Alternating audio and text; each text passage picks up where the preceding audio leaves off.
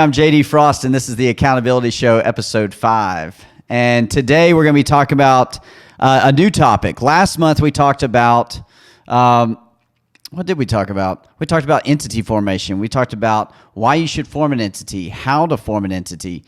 And we even were able to discuss live with a real life situation, what type of entities to form and how to use those entities. And so we're focusing on the how, the why, the what of each one of these steps. There's 12 different steps.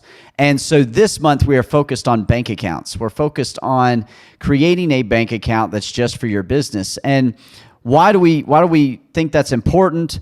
And I don't even really remember, what is the first one that we're doing? The why or the how? The what. Excellent. So I have to remind myself. But that's the whole point of this show, is that it is going to help educate you on the what, the why, and the how of each one of these steps. And last month, like I was saying, we were going over how to form entities and how important that is in order to protect you against liabilities, in order to help you stay organized with your entities for taxation purposes. And this month we are focused on the bank accounts. So thank you for joining back into this episode, into this show. And if you have any comments or questions or anything like that, please put them down here. I want you to be watching this. I want you to understand. I want you to learn. And I want to hear some real life examples. So at the end of each month, we are interviewing a specific person, whether it's through a webinar or we might have them live. Who knows? It depends. We're going to be talking about your actual situation so that I can coach you live on the show. So with bank accounts, separate bank account for each entity. I see so many entrepreneurs, small business owners, starting their businesses, and they started out their personal bank account. And that is okay to begin with. I totally understand it. When I started my business, I had a personal bank account. I started paying things out of my personal bank account at first because I had to go get a computer. I had to buy office supplies. I had to go to that networking event or whatever it is. But I started a separate bank account for my business as soon as I started the entity. So see, last month we were talking about forming the entity. And once you form the entity, you need to set up a separate bank account for that entity. And this month, a lot of these shows are going to be pretty short and sweet because it's pretty basic. But I want to kind of dive into a little bit more about the what. What does this separate bank account need to look like? Does it need to be a personal checking account? Does it need to be a savings account? Does it need a business checking, business savings? To be honest with you, it really doesn't matter. When you go to the bank, you just tell them, I need a business bank account, and they're going to get you set up. It's very easy. And you want to form this separate bank account because this will allow you to start to track your expenses in a new way so that you capture every single deduction that you possibly can for tax purposes, and you're able to track all of your expenses and your income items so you know whether or not you're making money. Most business owners, they don't have this separate bank account. They run it out of their personal account, and so they really have no idea what is business income, what is personal income, what is a business expense, what is a personal expense.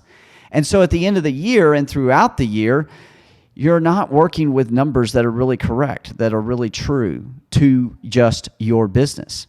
So that is what we are talking about today. And the what behind the separate bank account really is that it is a checking account.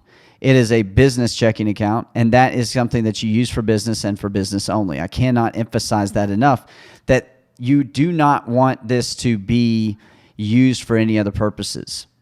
Now, one question that I get quite a bit, and I might be skipping ahead here a little bit, so it might run some of these episodes together, but one question that I get quite often is, okay, well, if I have a business bank account and I have my personal account, how much do I pay myself? Or how do I pay myself? Well, if you're a single member LLC and you've just started out and you want to pay yourself a certain amount of money, you literally just want to set up an auto draft from that business bank account into your personal account on a weekly, bi-weekly, or monthly basis. Set it up now, determine on what you need to live, and that's what you need to use as your payment to yourself. So pick out a flat amount that's round, $1,000 a week, $1,000 a month, whatever it is, and stay consistent with it.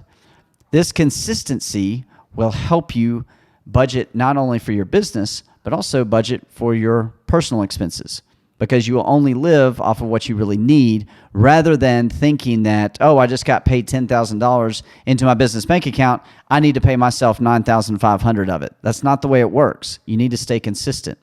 And so then you're able to create a lifestyle that's sustainable while you're growing your business, not one that is not sustainable and causes you to freak out about money and worry about where it's going to be coming from. So that's the other nice thing that the business bank account helps you do, is it allows you to be able to budget immediately for your business and for your personal expenses.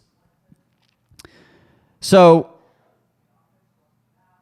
with this subject, the business bank account versus the personal account, this is something that you really need to be held accountable with. Like, this is hard for a lot of business owners. It was difficult for me, especially starting multiple businesses. It's like, oh, I got to have another bank account here. I've got to have another entity here. Well, it's required. This is the separation that you need to create in order to protect yourself for liability purposes, and also for your own knowledge about, are your businesses performing well? Do they bring you income? Are they bringing you cash?